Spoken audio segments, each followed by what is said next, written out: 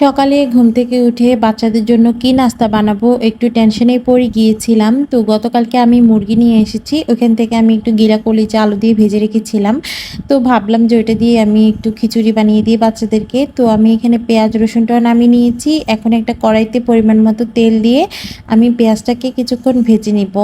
এরপর আমি এখানে পরিমাণ মতো একটু রসুন দিয়ে দিয়েছিলাম। এরপর আমি এখানে গোটা কিছু মশলাও দিয়ে দিয়েছি, এলাচ, দারচিনি, তেজপাতা এগুলো।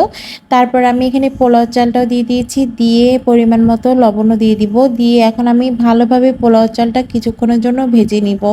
পোলাও চালটা কিছুক্ষণের জন্য ভাজা হয়ে গেলে আমি এখানে পরিমাণ মতো হলুদের গুঁড়াও দিয়ে দিয়েছিলাম। হলুদের গুঁড়োটা দেওয়ার কারণ হচ্ছে কালারটা যাতে একটু সুন্দর আসে। এরপর আমি এখানে একটু গরম মশলা অ্যাড করে নিয়েছি।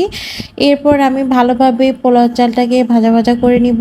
তারপর আমি এখানে যে গিলা কলিজাটা রেডি করে রেখেছিলাম আলুসহ ওইটাই দিয়ে দিয়েছি। দিয়ে এটাকে ভালোভাবে আবার কিছুক্ষণের জন্য ভেজে নিব। তো আমার পোলাও চালটা ভাজা হয়ে গেলে আমি এখানে পরিমাণ মতো পানি দিয়ে দিয়েছি। পানি দিয়ে আবার আমি পোলাও চালটাকে কিছুক্ষণ নেড়েচেড়ে নিয়েছি। তো আমার মনে হচ্ছে আরেকটু পানি লাগবে, আরেকটু পানি অ্যাড করে দিয়েছি। এরপর আমি পোলাও চালটাকে আবার একটু নেড়েচেড়ে ঢাকনা দিয়ে কিছুক্ষণের জন্য ঢেকে রেখে দিয়েছি।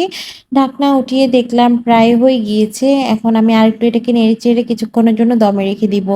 আজকের খিচুড়িটা খুবই টেস্ট হয়েছিল। আমরা যখন বিয়েবাড়িতে সকালবেলা খিচুড়ি দেই ওইটা টেস্টে আসছিল। এরপর আমি দুপুরে রান্নার প্রিপারেশন নিচ্ছি। নাস্তার সাথে সাথেই রান্নার প্রিপারেশনটা নিয়ে নিচ্ছিলাম। যেহেতু বাচ্চারা আছে একটু ডিস্টার্ব করে, তাই সাথে সাথে সবগুলো কাজ একসাথে সেরে নিলে বাচ্চাদেরকে সারাদিন একটু টাইম দেওয়া যায়। আজকে একটু হাঁসের মাংস ভুনা করব।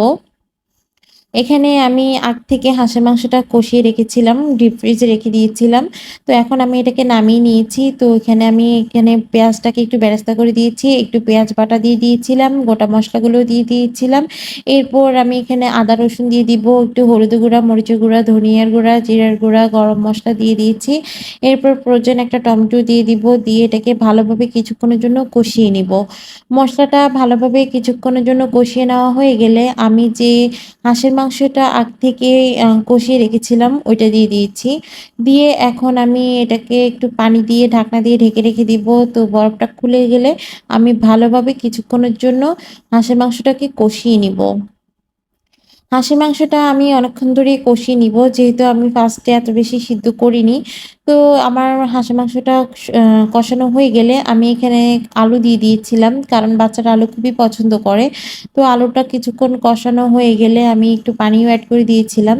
তারপর আমি এই যে আমার হাঁসের মাংসটা হয়ে গিয়েছে।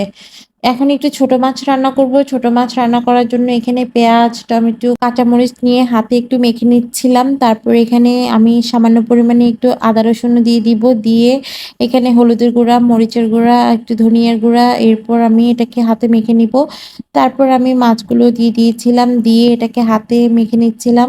একদমই হালকা হাতে মেখে নিয়েছি যাতে মাছগুলো ভেঙে না যায়। তারপর পরিমাণ মতো একটু লবণও দিয়ে দিব। দিয়ে এটাকে আবার একটু নেড়েচেড়ে আমি এখানে পরিমাণ মতো পানি দিয়ে দিয়েছি। এরপর এটা আমি চুলাতে বসিয়ে দিব। তারপর হয়ে গেলে ধনিয়া পাতা দিয়ে নামিয়ে নিব।